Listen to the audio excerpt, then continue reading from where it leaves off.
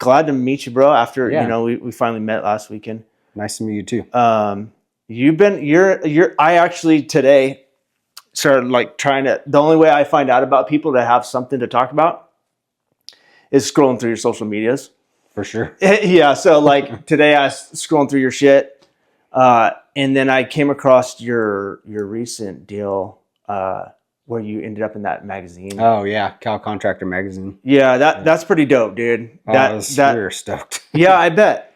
And I have a lot of respect for people like you, like business owners. I've always wanted to be one. I'm to this day. I just got off work from my day job, so I have a 40-hour-a-week day job, and I've never been okay with that. No, me neither. I've never been like from day one, bro. I've always been an entrepreneur and do my own things, and I've had several attempts at it and have failed. Because my day job pays me so much, pays me well, right? Yeah. The older I'm in my mid-40s, so I'm probably at the apex of like, my pay and all that. And they just make it hard on me. And I've always been like, man, and so I keep giving these attempts to go do my own thing. So this time, with the epoxy business, like I have a different mindset, right? I still keep figuring out like I have that desire to do my own thing. And I'm like, dude, you might as well just keep at it, bro. Don't just.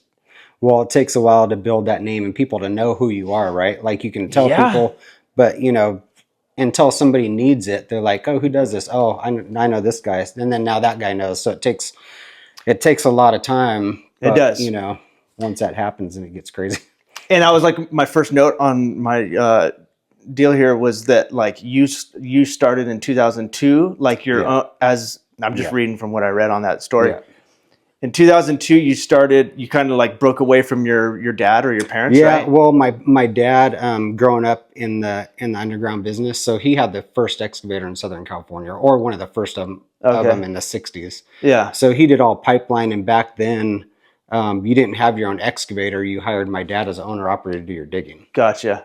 So he'd come out and do everybody's digging. So I kind of grew up in that, mainly pipeline companies. That's how I learned it. So he would, if it was a weekend or, I was out of school, it was, hey, Jay, you want to help? It's like, you didn't tell my dad no. Yeah. He's like, you're helping, right? Yeah. It's what you're doing. Yeah. So by the time I was 12, I was like, these contractors my dad was working for, is like, hey, my son can come run your loader or whatever. So it was cool doing that, learning early, learning the business. Him and my mom tried to get into pipeline, starting their own company. My mom got her license and really? So your mom got her license? Yeah. So kind of like your wife? Yeah. So they could be woman owned.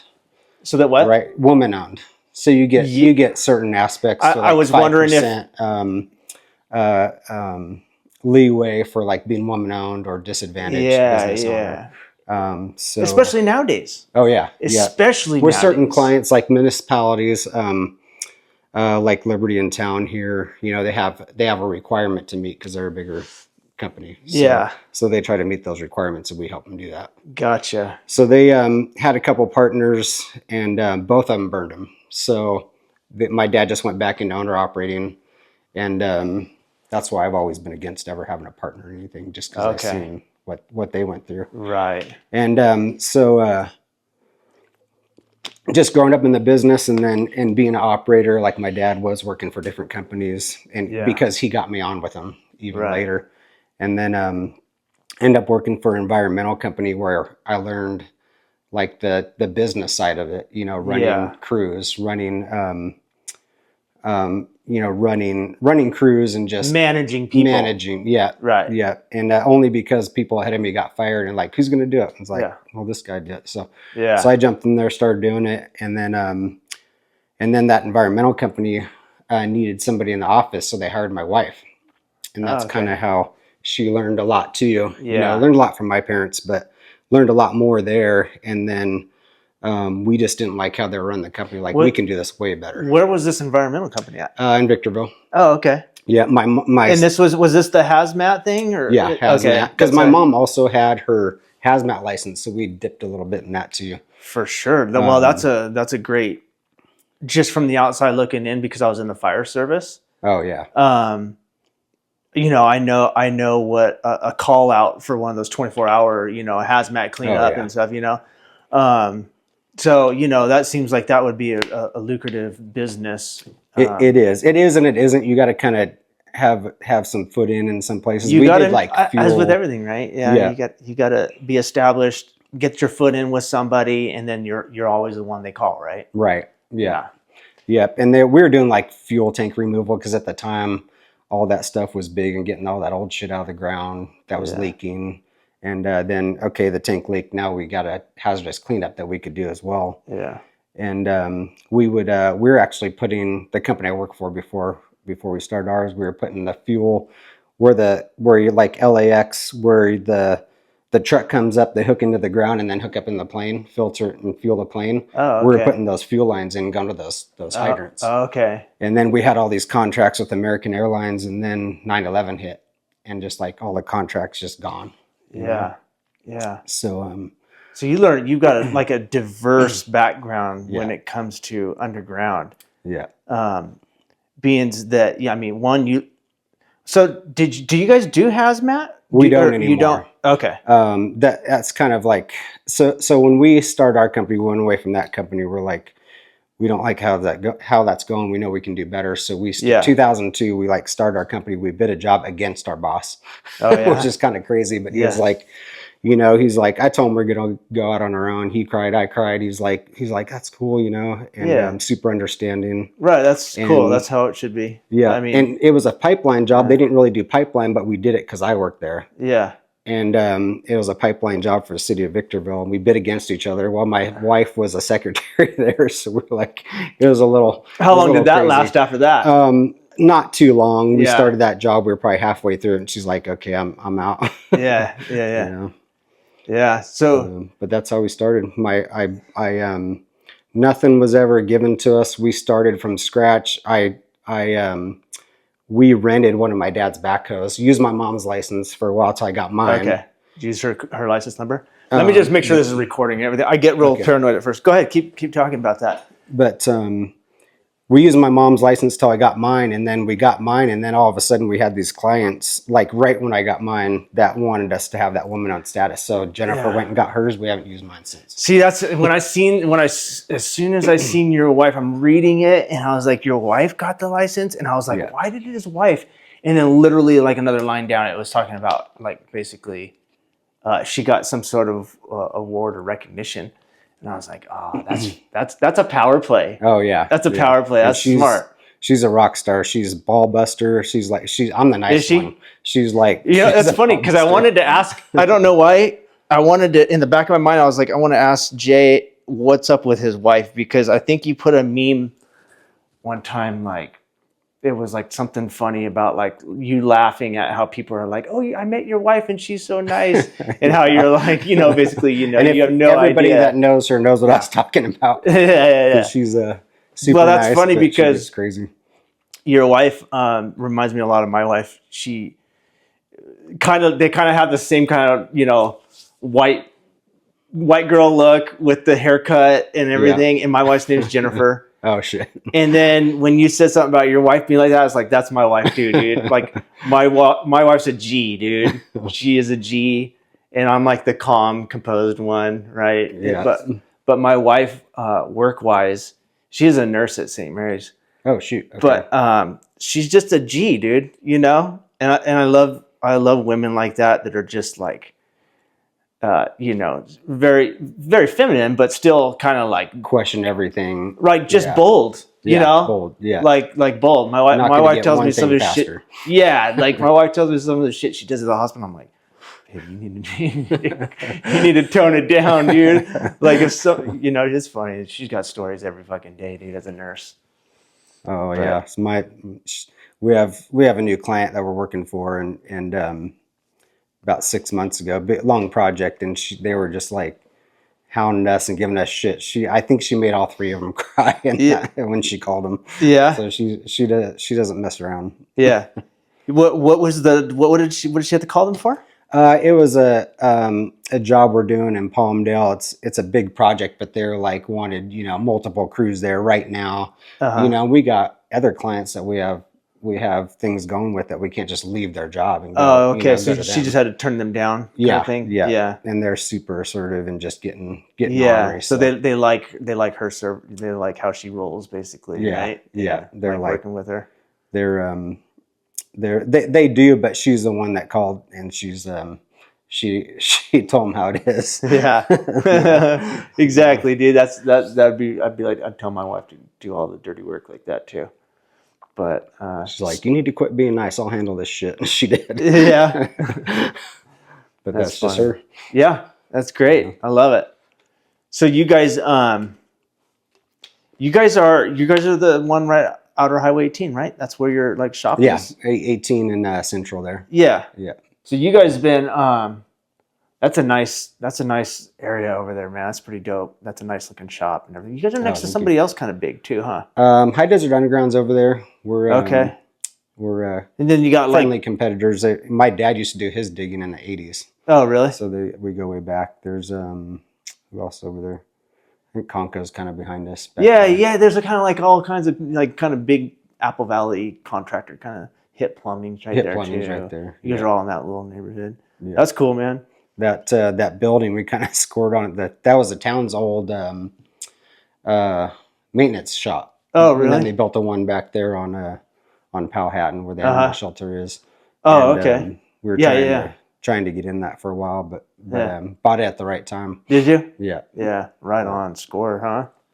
So you guys been in the desert though, doing most of your business. Yeah, we try to stay up here. Yeah. We're real big on like our clients coming back, making them happy. You know, if we make a mistake, we pay for it, fix it. Yeah. So 90% of our work is return customers. Yeah. And we try to stay here and not go off that hill if we can. I heard that, bro. I heard that, man. I mean, I've had so many job opportunities down the hill that like pay really well, and I'm not doing it. Yeah, I'm not doing it. I can't drive the pass, bro. Like it's my mental health. Bad. Well, so 5 years ago, I got a job, and I work out near the logistics airport.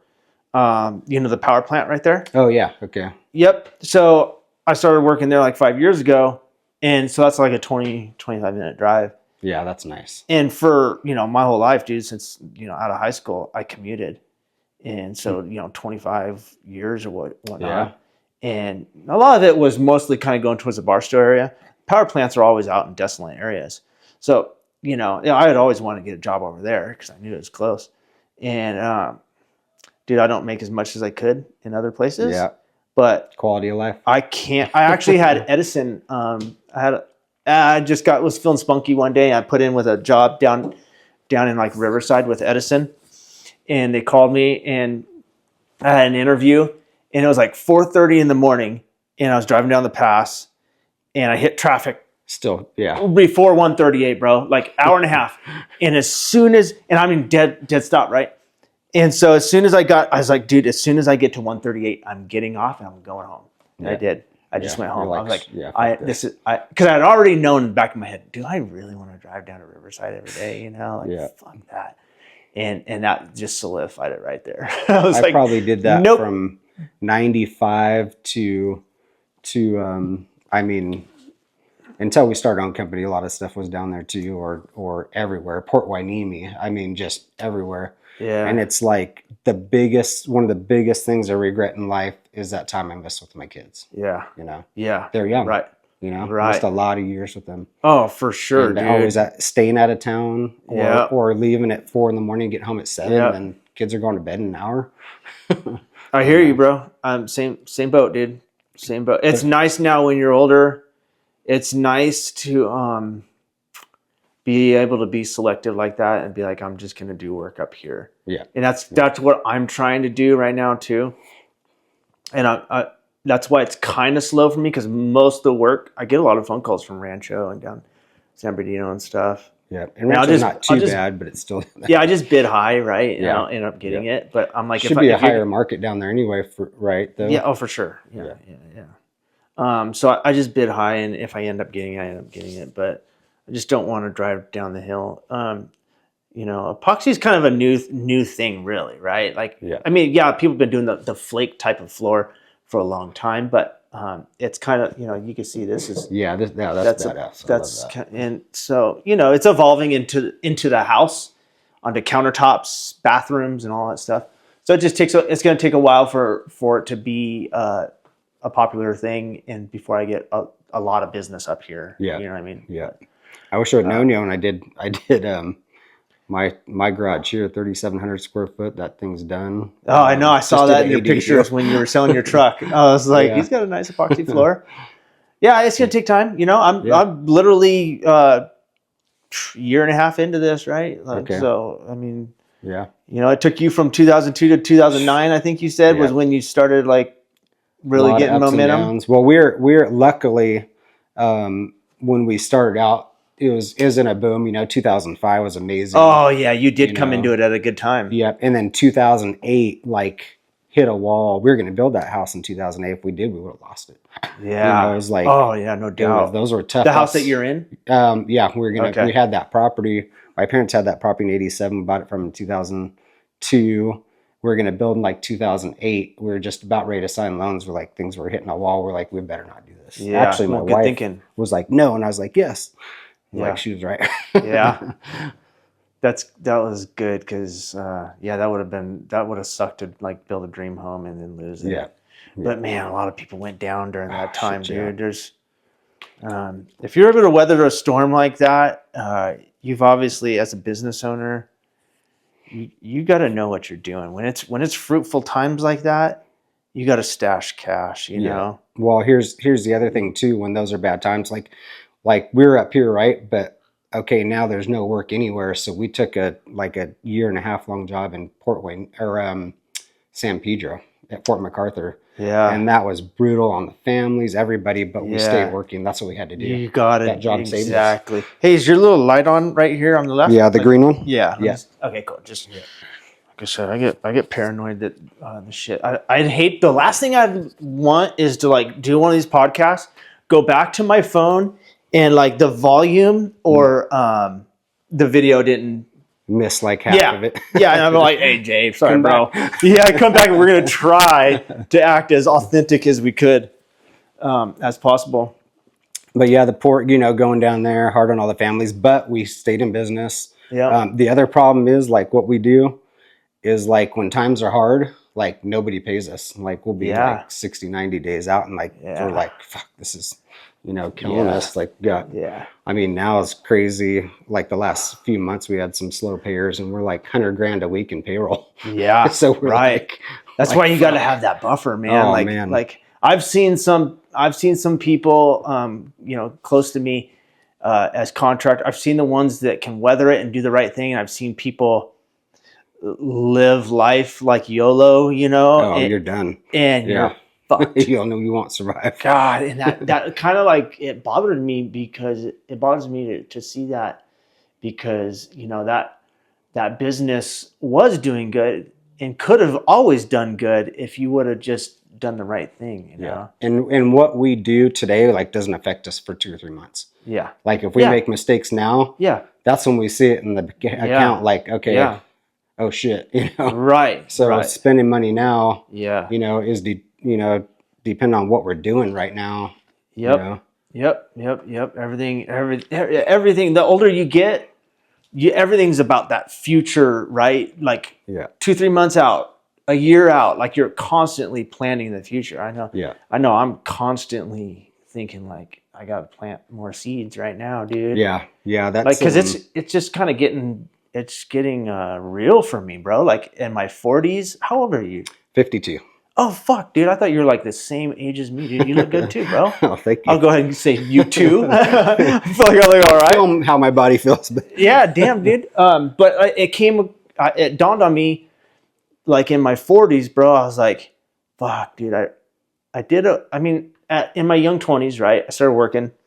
Well, I'm just saying, I had a good job, right? That had like a 401k and shit like that. Yeah. And I started putting money away, but not paying zero attention to it, and just putting a little bit of money away. Yeah. And I realized in my 40s, wow, I actually have like a decent amount of money, But if it's I good that would you have forgot about that though, for you know. But yeah, and if I would have taken it serious and known the stock market, just had my head in the game a little bit more, because I've learned a lot in the last couple of years, dude. I used to not care anything about stocks and stuff like that. I got into stocks.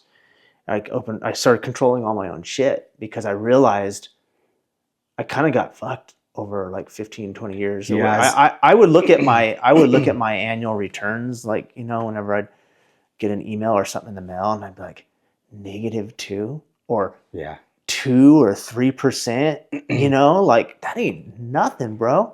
I was listening to your deal last night on that, where you're talking about that, and it made sense, and I kind of learned that a little bit here and there.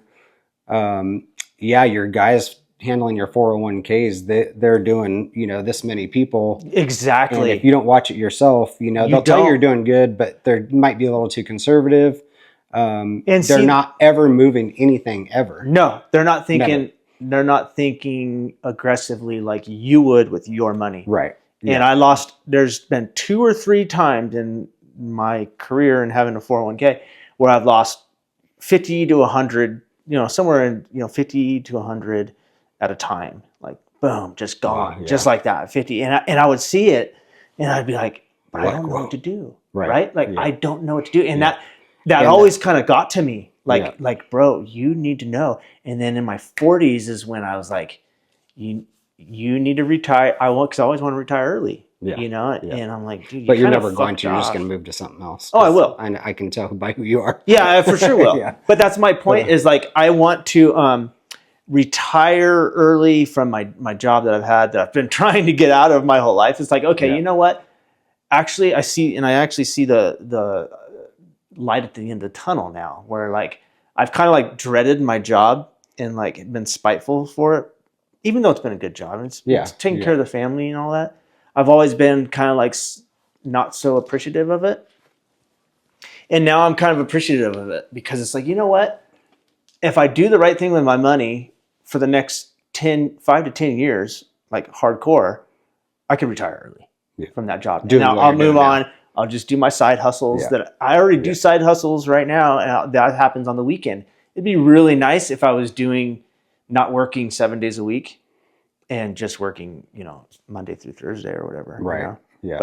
But there's a lot of times where I'm working just 7 days a week. Yeah. But it's, no big deal. It's what I signed up for. But yeah, I just want to get out of that day job. And I think that, we all want to do something different than we're always doing also, right? I mean, even you have a real cool thing that you stepped into,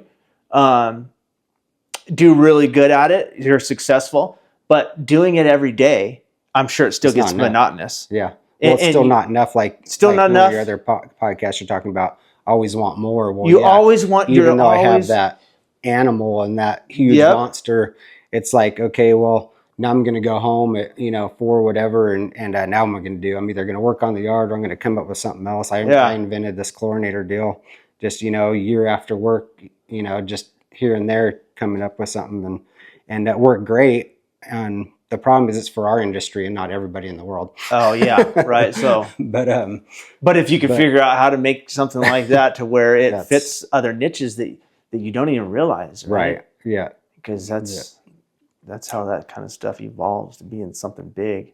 Yeah.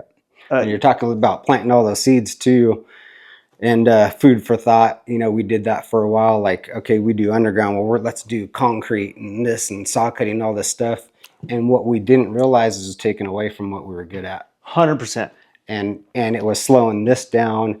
And one of my dad's friends, Derek Sandwick, owns High Dez Underground. He said, "Jay, quit doing that shit. Do what you're good at." Yep. One of the best advice I ever had. Yep. Because that stuff was taken away. Not to say, we should do other things, but 100%. But once you get that dialed, right? Once, like you're probably there, right? Yeah. You're probably there where you're dialed. Better position now. Yeah. And especially if you've been training somebody, you're probably at the level to where you probably have a right-hand man to where you're sick in bed with COVID or whatever. Yeah. The things are still happening at work, right? Yeah. And you have a right-hand man. You have your wife too. Funny thing is, like, I used to manage everybody, and like I had to be involved with everything. It took injury. I had a bad injury, fused ankle.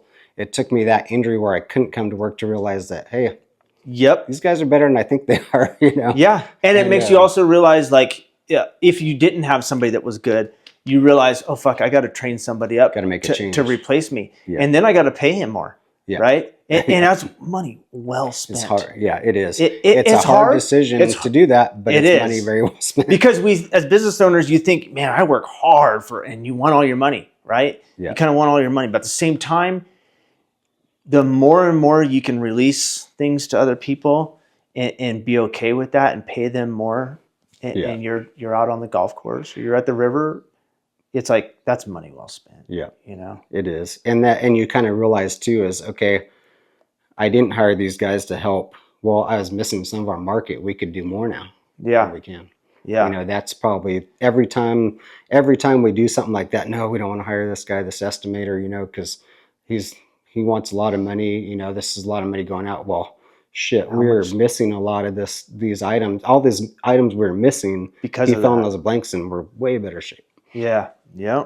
Yeah. That's what I like about business, dude, is like, you can be an employee forever. And even at a high level, like at one time when I was even younger, work-wise, I've been backing out more and more from anything that's in like management role, right? Yeah. Just in my workplace, my field, I'm just not into it, you know? So one thing that, you know, as an employee, you know, 80-90% of human beings have a job, right? Yeah. And they're going in and clocking in, right? Whether it's that person at Stater Brothers, that Amazon driver, or that person that works at Home Depot. They're just clocking in and they're an autopilot, right? And they've got nothing. Going through the motions. So the good thing about business is there's always an evolution to getting better, right? There's always the growing. Yeah, like even today, you know, I was ordering some product and my sales rep was like, "Hey, you know, you got way too much shit." I'm like, "It's fine, dude. I'm stacking inventory, you know, stacking inventory." And I always, you know, like you talked about how you guys were constantly building your business and stuff like that. It just takes fucking years and decades, bro. You're 25 years into this, man. And I still things happen that haven't happened before, and you're like, okay, well, what's the solution? Okay, next time it's gonna be the same. Or do we screw that decision up? We need to change it next time. So, I mean, years and years and years. Yeah. You build on this, right? You're 25 years in and you're still got things to improve on. Yeah. Like within the system, right? Like different processes and stuff like that. You know? Yeah. And they change, requirements change. Yeah. You know, for what we do. Yeah. You know? And you learn those just like on the fly, huh? Sometimes you have to make decisions. Because you don't have time to just sit around and read the rule books all the time. Well, I say I have a crew of 7 or 8 that are like, hey, this happened. Do I wait 3 hours to make a decision while it's, you know, $1,500 an hour for these guys to sit around? Right. No. Right. You know. Yep. So I have to make moves quick. Yep. How many employees do you have? 45. Okay. 45. That's decent. We're 47. We're keeping under 50 so we don't hit those, you know, different rules. Yeah. You know? Right. Well, yeah. In I imagine insurance wise, there's a million different things that could affect it. Right. Yeah. Yeah, I mean, just I only have one employee basically on the books, and so like my contractor's liability insurance is super cheap. But if I have more than one employee, you know, that insurance goes up. Things you know, and I just imagine that if you have workman's comp, right? All those.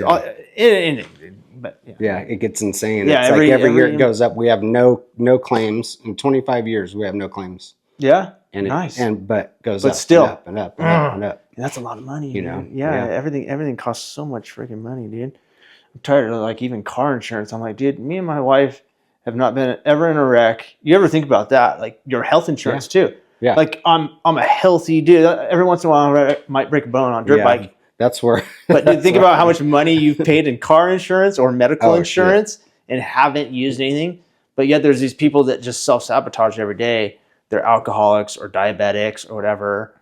And these are the people that my wife tells me about every single day that she takes care of. And it's just like, that's why my insurance is so expensive. It's for you. We were talking about this yesterday. And how nice insurance so high because of all these people, not us. Exactly. Wouldn't it be nice if you paid insurance according to your history? Oh, yeah. Right? I want to become self-insured so bad, and I know it's probably not a thing we can do, but I want to do it so bad. I mean, if we added up, I mean, hundreds of thousands of dollars a year in insurances, you know, between vehicles and, you know, GL and just everything. But, you know, our luck, the first year something would happen. Yeah. Right.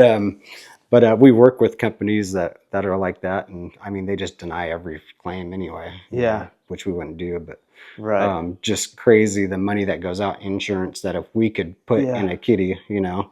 I don't know anything about that stuff. That's beyond me. That's big business shit right there. But I know that, you know, one of the big companies I used to work for, they went self-insured, and I remember it being this big thing. Oh yeah. And I didn't even. I mean, is that just you? Does that mean you come up with your own policy kind of thing? Yeah, and I think you'd have to come up with bonds, or because you'd have to have, like, say you have $1 million policy, you'd have to have $1 million bond. Yeah, right. Or that sent, you know, to somebody where you can send out letters saying, you know, this money's there for it, and they have to. Right, you're good for it, kind of thing. Yeah. It can't be like, oh, I got this money in my account. No, it's gone next week. You know, it has to be somewhere and not touchable. Yeah. I don't know exactly, but I imagine it's something like that. Yeah, I kind of read something like that when I got my contractor's license, and I was having to send stuff in to them. I was reading stuff about insurance and the bonds. The bonds, yeah. And I was like, oh, okay, I could see where you don't have to spend this money on bonds if you have X amount of money. If you have, 10% bid bond, but you have to have collateral for the rest. Yeah. Exactly.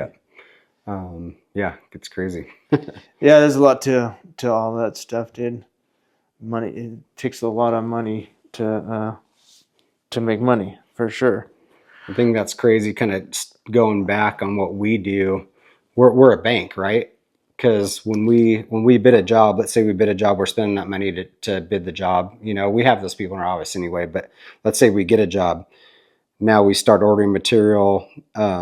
We work for 30 days, and then we bill for that 30 days. And then it could be 30 or 60. So we could be 3 months out on this month. Right. You know, so growing. Yeah, you got to have that cash supply. Yeah, you have to have that. And I mean, it's like when people aren't paying, it's like when this tariff and stuff, everybody stopped kind of slow paying. Like, you know, shit gets real quick. For sure, dude. That's got to be nerve biting shit right there. You know. Yeah. We've always kind of grown conservatively, except last year.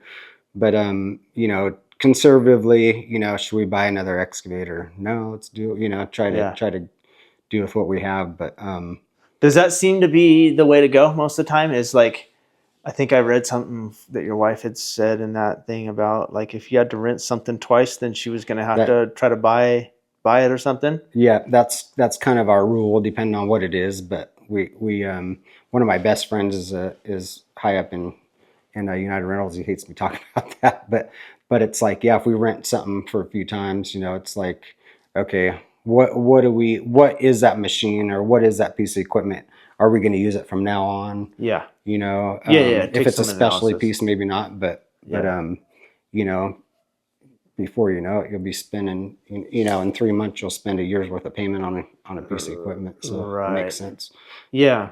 But it's also roll the dice, because if you don't have work for that, then it's a big payment. Plus, you're like, okay, well, this piece of machinery, if something goes wrong on it, it's going to cost you out of your pocket. Where if it's coming from United Rentals, you just call them and they send out the service guy and all that stuff. Yeah, so there's always that's a whole other aspect. There's always two sides to it. Especially with everything now. Everything's so computerized that, you know, it's like our cars, we can't fix them anymore. Yeah.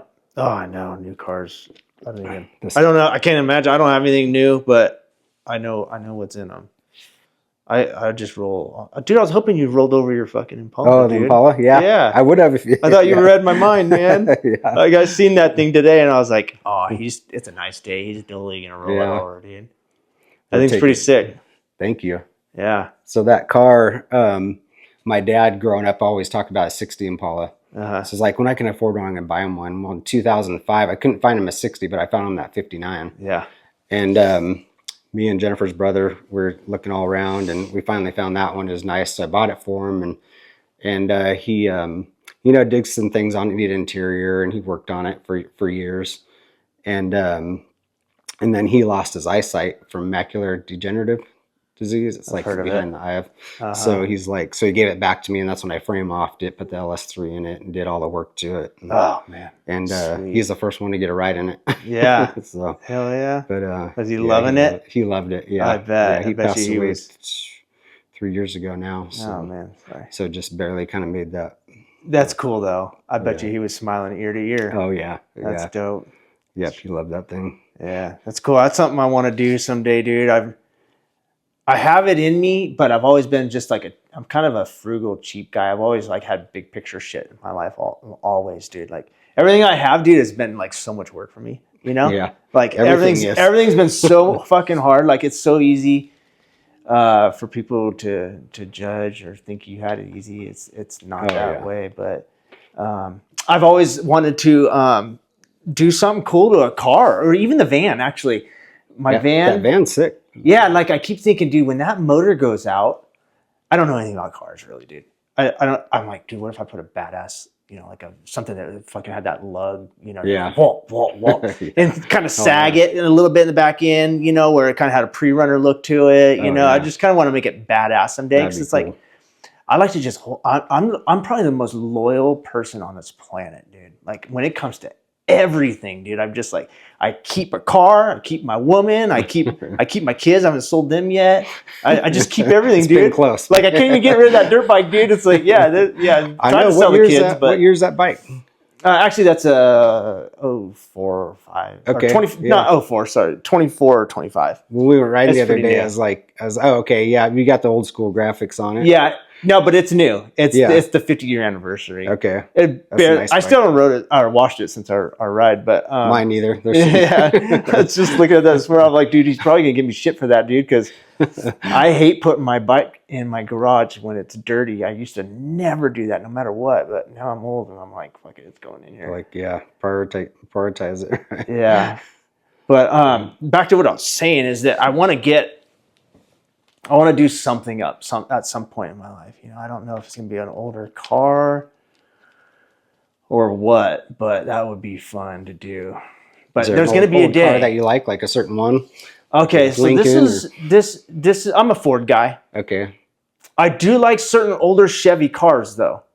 Like what you got. But anything newer model shit, or even older, I'm more Ford. Okay. But I want like a 67 Ford F100. Oh, gotcha. Okay. Yeah, I like that certain year, somewhere between 67 and 69. Okay. My friend has a 71 short bed. Yeah. No, it's not a short bed, but yeah. Long beds are very, very popular back then. Okay. And anything from 69 to like 79, those you can find those all day. But a 67 was the first year of a new body style. Okay. 66 was different, but 67 has just all the little details on it that I like. Everything's been like any chunk of cash. Like I've always been so fucking responsible. It's ridiculous. It's stupid.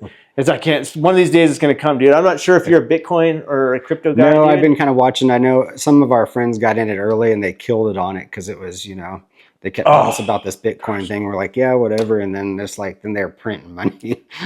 It's stupid, man. To me, what's already happened is going to happen again over the next 5 to 15 years. Bitcoin's only been around for, 15 years, 17 years at the max. But there's real legitimacy behind it. And it's something that if you don't know anything about it, right, and you just hear it, it's kind of that's a turnoff, kind of. Because it's like, what is that? It sounds stupid. It's not anything real. People are getting rich off it. So what the fuck, right? Right. But it's a real thing. And maybe you have a little bit of understanding. I don't know. But with the Trump administration, you probably have heard him say something. Yeah, I've heard him talking about Bitcoin. Don't sell your Bitcoin or Bitcoin strategic reserve. So our country. How Trump coin he's got. And all he's got that. And he's got crypto and shit. And his sons are big into crypto too. But how the country. We own a lot. We have the biggest stockpile of gold Fort Knox has the biggest stockpile of gold. And did they figure out that's all there? No, I don't think they have, and I don't think they ever will. Yeah. But anyways, that's been an asset for this country for a long time. And so the way the new administration is seen is like, okay, we have this value for our country of owning all this gold, right? So we want to have a stockpile of Bitcoin as well, right? Because Bitcoin is basically, theoretically, exactly like they say, which is digital gold. Yeah. Okay. It's something that the only thing is it's not something you can fucking hold, right? Yeah. That's where it sucks, and yeah. That's where it sucks. Where people have, I think, issues with it is, okay, what is it? It's not. It's real, but it's not something you can exactly. Hold, right? You have to be okay with that, and being like the investor brain kind of guy that I am. It took me until 2 years ago before I finally took the wall down when I would hear my coworker talking about how much money he made on Bitcoin. And I finally was like, okay, what's up with this fucking Bitcoin shit? Yeah. Right? 2 years ago. And I did it, and now I'm 100% Bitcoin guy. Like, I mean, all my wealth is in Bitcoin. So that's how much I trust it. Okay. Is it in different cryptos or Bitcoin itself? Mostly Bitcoin. Okay. Mostly Bitcoin. But I have small holdings and small other cryptos. I know you're talking about XRP or something. XRP. Yeah. Okay. XRP. Yeah. There's some like top 5 ones that are pretty safe. Okay. Like Bitcoin's the Hefe. Yeah. It's the top dog. That's not going to go anywhere anytime soon. But anyways. So yeah, man, I got into that shit like 2 years ago. I eat, breathe, sleep, that investment and knowing about it, because it's a very volatile asset, and I'm not worried about losing my money, but there's something about it that I actually like. It's kind of like a hobby. Yeah. It's kind of I'm so into it. Well, that's the thing you got to kind of know, but I feel like I never want to get in it because I feel like I don't know enough about it. Then you shouldn't. Right. You're absolutely right. Yeah. You're absolutely right. And I try to tell, because I talk to people all the time. I'm like, dude, I can't, I don't even like my kids, like sometimes not like, I don't like my kids being one of my kids, right? One of my kids is a risk taker like me. Oh yeah. And then my other kid is like her mom. They're that, save your cash, have your cash in your bank account. And, it's just that kind of mentality. Yeah. Where I don't like her owning Bitcoin because she doesn't have a knowledge of it. And if shit goes south someday, she's going to blame me. Yeah. But she's the only one that I told, I believe that much about it. I said, you know what? Take your money and buy Bitcoin. So she trusts me, and I hope everything will go fine.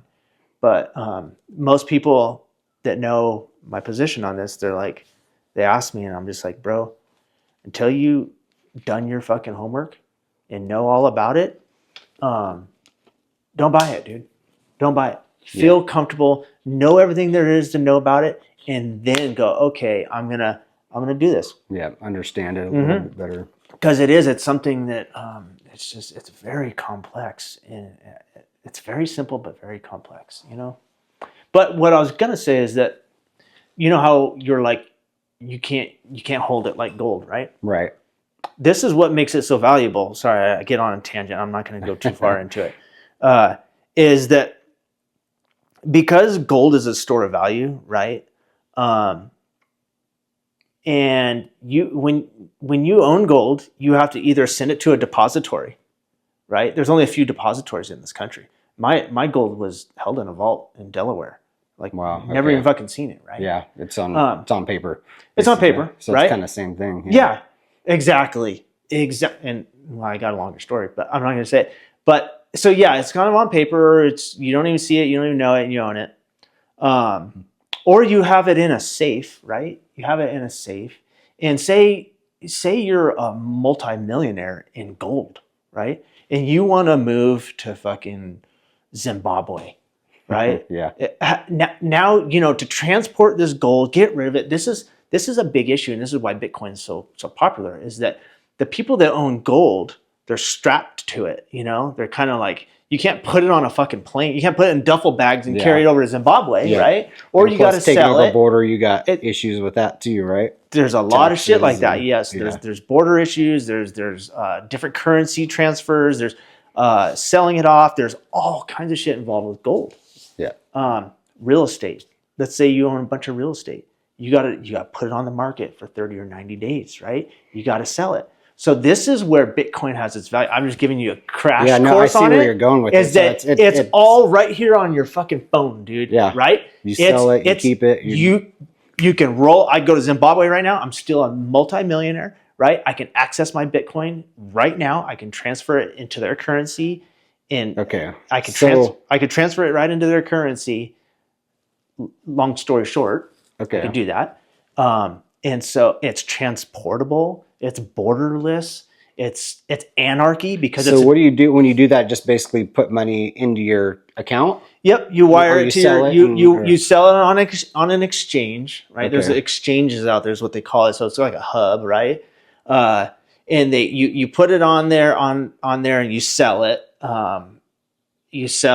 And then what happens is when you sell your crypto, it's just like selling a stock. I'm not sure if you ever sold a stock. Yeah. Same exact process, right? So now you went from your money, you've got $100,000 of Bitcoin now, and you sold it. So now you have $100,000 just sitting in a stagnant as a cash position. And you go, okay, what am I going to do? Is I'm going to buy more Bitcoin or another type of crypto, or am I going to wire that money to my bank account? So then you wire it to your bank account.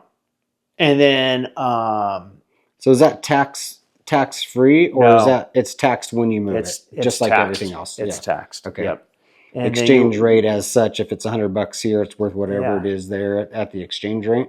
Yeah, so exactly. So you could do the whole exchange. You can do the whole thing. You can wire it to your bank account, transfer that money into the currency that you need or whatever. Or there's some people that say I sold my Bitcoin in the exchange.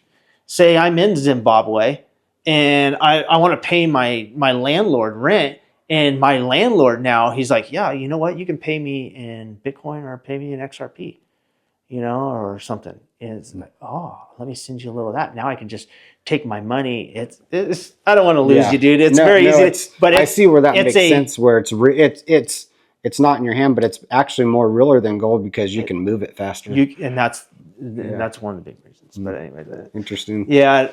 It's kind of one of those sore subjects, man. I've learned to not talk about a lot. Sorry. You go down a rabbit hole. It's a rabbit hole, and it's kind of like somebody told me this in the Bitcoin world, and they're still going. They're like, this being a Bitcoin person is like being a car salesman.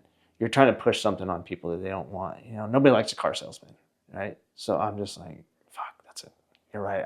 I gotta hold back, and I still fucking I like hearing about it because I don't know anything about it. So I still fucked you. I still gave you useless information. I know more about it than I did. Yeah, you can just always remember digital gold, man. And you're like, yeah, David Foe told me that, man.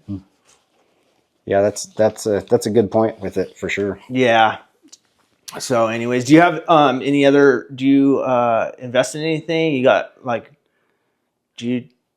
So that's kind of a weird deal for us because like we have our 401ks and stuff that we've always had. That's and that's why I was listening to what you were saying the other day. It was kind of made sense because we learned that our guy really wasn't doing what he should have, and so now we move it around a little bit but it's still limited because it's 401k, right? Like 100%. Very. But and as far as like investing in things we have before, but really where it's at for us is we're investing in ourselves. Like we need to go buy a $350,000 excavator. 100%. We need to have that money to be able to go do that. And then that's an investment because that excavator is making good money for us if we keep it busy. That's another. I had a feeling that's how that question was going to go. Yeah. Is that you're investing in your company. Yeah. And that is and it's a roll of the dice, just like investing in something else, right? Yep. But it's investing in ourselves. Yep. And you're collecting the dividends off that company, right? So yep, that makes when you're onto something. Yeah. So years ago, my uncle, he's an accountant, and he's like, you need to put money here and there, and we're like, well, we can't because we have these payrolls and we have this money that we do have. We're buying equipment because we're growing. And I don't think he got that, and I think is the right decision now. Yeah. Looking back, but if that money was tied up in something else, we wouldn't have had it to buy this equipment that makes us money by the hour. Right. For sure.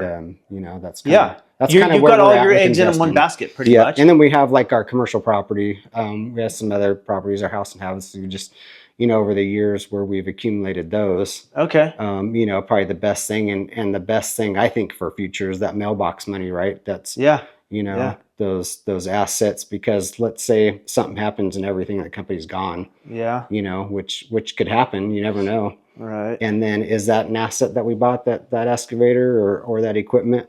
It's still real. A lot of it's paid off, but those are to us assets, but they depreciate. Your real estate doesn't really depreciate. So that's probably I think the best things we have going for us. Yeah. Is those properties and our commercial property. I wish I had more commercial property. Yeah.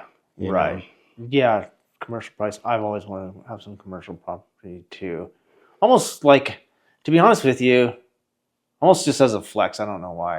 I've always just kind of wanted commercial property. Yeah, I always did too, and we finally got into ours.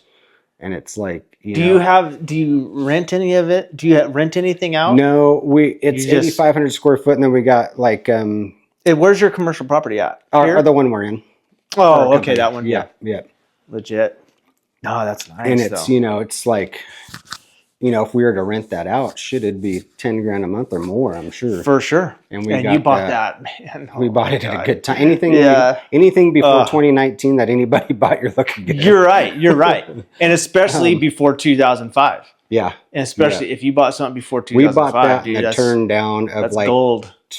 11, 12, or when things were bad. Yeah.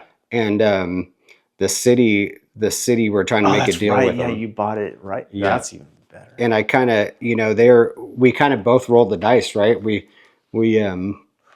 were going to buy that building, and it was good. We're going to rent to own it, right? Mm-hmm. So we're actually on our house in Dakota. We had all our equipment there. We're trying to go out of our house, and it was just ridiculous. And they started to complain when we roll a 75,000-pound excavator next door to our fucking house, right? Yeah. So we finally got in trouble. We were pissed at the neighbors because I always help them with tractor work, and then it was the best thing that ever happened to us. We had to get out of there to grow. Yeah. So we're looking to the city was moving, and we were negotiating a low rate, like 42 cents a square foot rent to own, because they totally thrashed that place when they left. Okay. So we had to do $40,000 of upgrades and get it, where we could do it. Right. And so we kind of agreed on this, and then they talked to one of their real estate people, and they're like, "No, we can get more for that."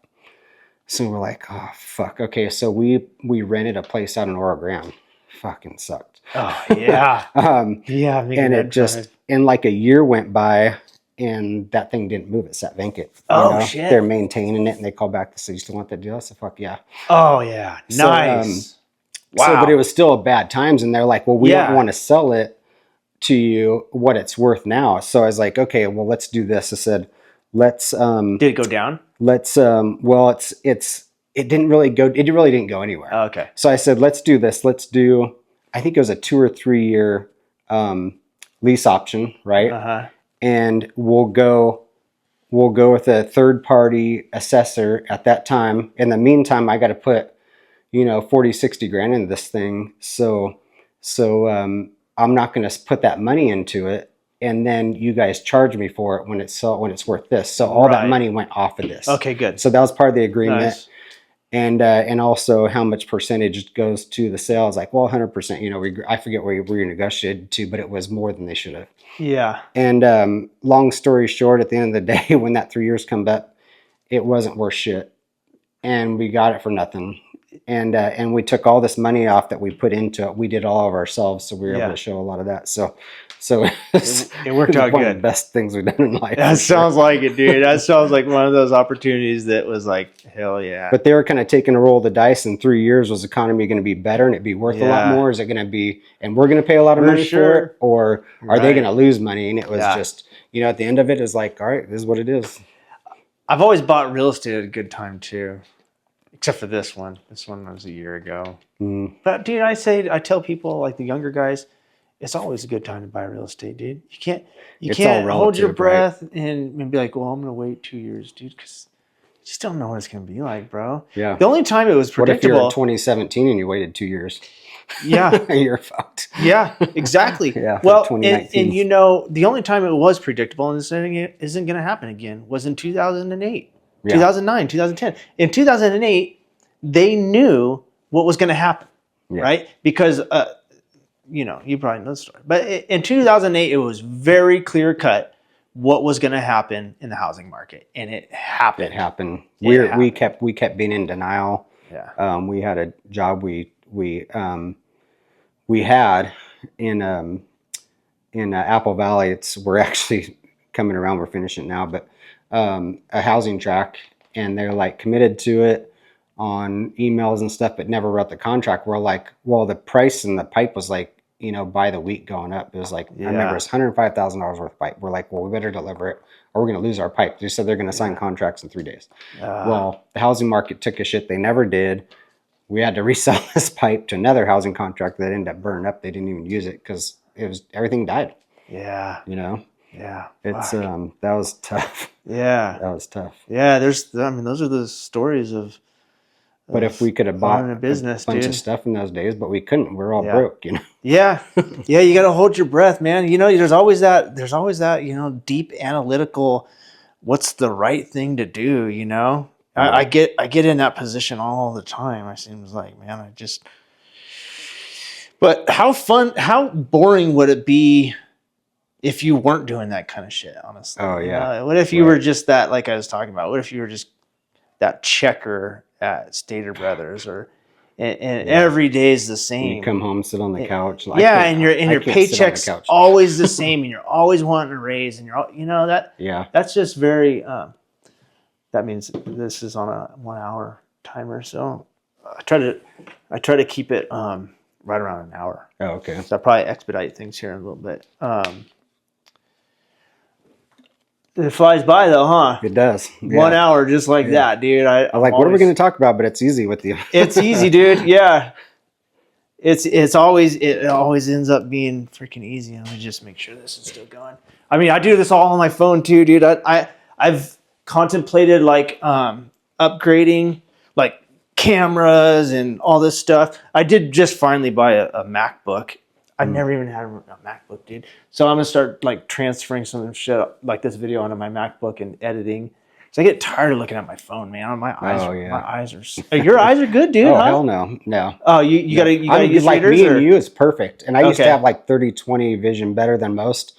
And then right at 40, dude, it's like 40, bro. Me too, dude. Far, like I gotta do this or wear my glasses. Yeah. And then far's bad too now, so I gotta wear. Really? 2 different glasses, right? Yeah. That sucks, dude. No, I'm good. I'm good. Like arm's length, right? Yeah, right. Anything past that, I could see beautifully. Yeah. But anything in front of me, man, it's terrible, dude. And then, like another thing that's crazy is like going for your eye test, right? For my pilot's license, and they're like they want you to look like, you know, 20 feet away, right? Yeah. Well, I can't hardly make that out, but the dash on the plane is great. So you're going to correct my eyes and I can see the fucking dash. Right, yeah, right, yeah. They're judging you off that. You're like, dude, I can swear, I can see it, I swear. So that's another thing I want to talk to you about was, so you got your pilot's license and you got a plane too? Yep, we got a little 6-seater, older Piper Cherokee 6. And you guys just fly the river? Pretty much, yeah. That's dope, dude. When we bought that house in 2017, I had like 9 hours out of high school and I was like, I always want to go back and get it. Well, we bought the house in 2017 in Havasu. I'm like, okay, this is it. Like, It's a 3.5 hour drive or hour flight. Oh, I got to get it. That's so dope, dude. I love it, bro. You're winning, dude. I love it. Oh, it's like the schoolwork. You worked hard, and so it's hard for me to get that. But yeah, bro, you're killing it, and you deserve every ounce that you're getting, dude. I fucking love it, bro. But so let's see. We already kind of talked about this, but in 2002, is when you started your job or established your business. It's now 2025. My point is in that is just that it takes a long time. It does. It takes a long time to become successful. Yeah. Do you ever think to yourself right now, looking back, like, holy fuck, I would never have guessed it took this much work? Yeah, for sure. For sure. And would you do it again? I think so. Yeah. Yeah. I'd do it again for sure. It's worth it, huh? For sure. It's worth it. I think the biggest thing is like everything you do, something's trying to beat you down. You know, it's like I mean, say you're mowing the lawn, you're hitting rocks, there's stuff in the way. It's just like every time you turn a corner, somebody, something, nature, life, whatever it is, something is not letting you meet this goal. Right. And it's getting past those things. Right. And you get good at that, though, right? You do. You start to. But it seems like it's never end from day one to now. Yeah. Yeah. I think a lot of people, they want what you have and where you're at, but aren't willing to commit to it, right? For sure. Yeah. 100%. Yep. So but they like the view, but they don't want all that other baggage with it. That's right. Yeah. But you're gonna get baggage no matter what, right? Because if you're like, man, it took that guy 5 years to get where he's at, but 25 years is gonna go by no matter what. Yeah. Right. Yeah. And it's better to have worked hard than like reflect and have regret and be like, why didn't I try that? Right. Right. Oh yeah. Like I'm on my third business right now. Like, yeah. Well, you'll succeed 0 times if you don't try, right? 100%. Every ball you don't swing at, you're not going to hit. You're not going to hit any of them. Yeah. Right. So how are you going to get a home run if you don't swing? Yeah. You know, you got to start. You got to get on base and start swinging. So, yeah. I just constantly I instill this in my kids and in the youth that I work with, that like if there's any ounce of dissatisfaction in your life, especially in your workplace, it's going to be enhanced by 50 in a shorter amount of time. Yes. 5 to 10 years, you're going to just be hating what you do. Yeah. So you might as well start now. Yeah. Just every year start building that. Or say you have an idea and it takes 3 years to realize it. Okay, well, at least it's 3 years from now, and not 3 years. You say another 3. You know, right? Exactly. And it might not take you anywhere. It might, but you know, have a goal and you know. Like my little entrepreneur daughter, she's definitely entrepreneurial and wants to do her own thing. And I keep telling her, you know, it's kind of cool I feel like for my kids, like they have this influence from me. It's just like, hey, I've had to learn this on my own, right? I've had what I teach my kids, I've had to learn. Where I call it the hard way. We have all learned the hard way. Yeah, right? I've learned the hard way, dude. And I'm in my 40s, and here I am trying to recreate myself. Yeah, you know, and that's tough. Yeah, but I don't. Wrong with it though. Yeah, there's not, dude. It's very fucking hard, and it's very humbling too. Yeah. That's a whole nother rabbit hole I can go down. But I think the best thing too is there's always 10 reasons why you can't do this, right? Yeah. You gotta find the one. Yep. Reason why. Right. Yeah. Yep. So there, you know, I tell my kids, just my you know, younger one, she's I'm like, hey, that thing, because she wants to start like a bikini line. Oh, okay. Right? Oh, cool. I'm like, that's, if you already have that in your head right now, in 10 years, you're still probably going to have that in your head. In 20 years, you're going to be, you know, maybe yeah. Imagine what you can build in 10 years. Oh. Start now. So she's already started. And you know, she's in her mid 20s, but anyways, awesome. That's my point, is that I try to, like, that's my YouTube for, you know, the general people, is that like everything takes time. You're gonna be 10 years older in 10 years. You might as well have started something, and you're starting to make you know, you're starting to make some ground after like 10 years, or some serious ground. You're making, even I'm a year into this business, and I think about where I was at a year ago, you know, just trying to get my contractor's license. And now, you know, it's just, it's like, if you look back, like you come a long ways in that year. You come along, and every year you come a long way. So 10 years is a lot of compounding interest in that subject matter. What do you have? What is your advice? Do you have any advice that you like do you have this thing that you try to instill in your boys, or you try to model that tries to like breed success? I mean, just hard work and never giving up. You know, it's easy to give up in so many ways, and in everything you do. just, I think they've seen that growing up, like all the hardships and like so many things hitting you, and is getting past those hard spots, and realizing what's past those hard spots, and I think the biggest thing is not giving up. If it's something you believe in, don't let these things stop you from doing what you want to do. Just, you got to do it. And being a business owner and your kids, having raised your kids, they see exactly what you just said is what you displayed, which is more important. So I could tell my kids this kind of stuff all day long, right? And they might be like, "Well, Dad's a chump. He doesn't really do what he says." See, you don't even need to say it to your kids.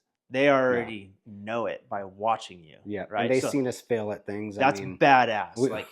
Your kids, we screwed up things over the years. Yeah. I'll be the first one to admit it, and you got to get past those things. And then one day they're going to be like, maybe they're doing their own thing. Maybe they've got their own business venture or something. They're like, "Fuck, dude, Mom and Dad are G's." Yeah. Mom and Dad, I didn't realize. Hey, Dad, I didn't really realize you were going through this, man. That's fucking badass. I hope to God we're always talk shit to each other all the time. That's just how we are. So I hope they would say that, and I think they would. They will. Yeah. If they don't say it, they're thinking it, dude. They'll learn. Doing business and being an adult is fucking tough. Yeah. Just being an adult is tough, bro. And then signing up to like, oh, I'm gonna do this grand thing, or I'm gonna commit myself to building a business for 25 years. Yeah. That's a fucking, it's just a massive commitment, dude. And I mean, and looking back, like when we started, we're like, okay, we're gonna retire. Like you're saying, I want to retire by I'm 40, and then, just looking back, we could have kind of stayed when we were doing, say 2005, like we were pretty successful because the economy was good, and we could have stayed at that level, 7, 8 employees or whatever it was. But we always wanted more. So we're always trying to make that next level.